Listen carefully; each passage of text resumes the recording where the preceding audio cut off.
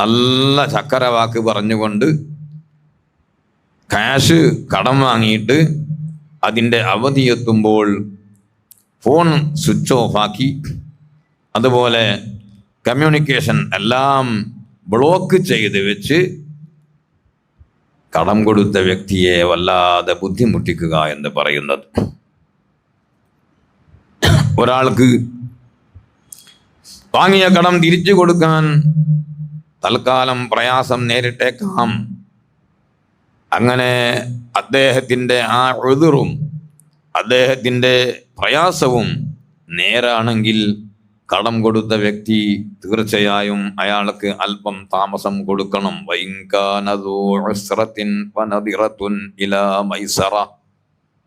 എല്ലാം പരിശുദ്ധ ഖുർആൻ പറഞ്ഞിട്ടുണ്ട്.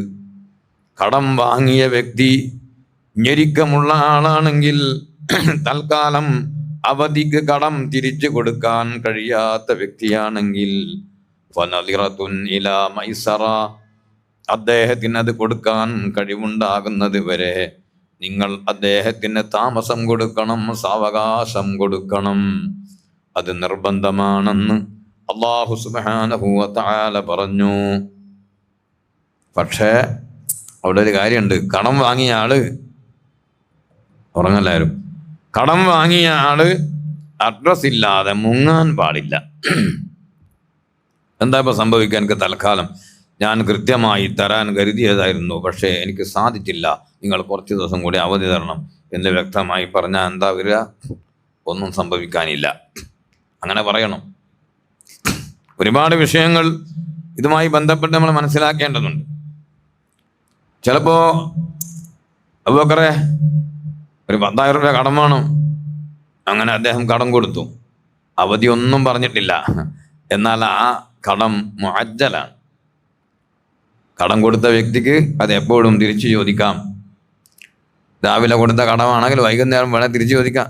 അങ്ങനെ ചോദിക്കൂല, ചോദിക്കാം. മുഅജ്ജൽ അവധി വെക്കപ്പെട്ട കടമാണെങ്കിൽ അവധി എത്തുന്നതിൻ്റെ മുമ്പ് ഒരിക്കലും അത് ഊക്കോടെ ചോദിക്കാൻ അവകാശമില്ല.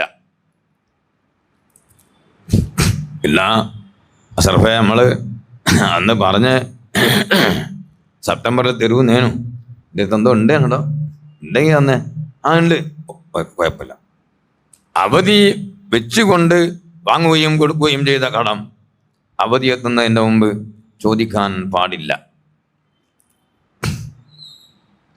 അവധി പറയാത്ത കടം അതേത് സമയത്തും കടം കൊടുത്ത വ്യക്തിക്ക് തിരിച്ചു ചോദിക്കാൻ അവകാശമുണ്ട്.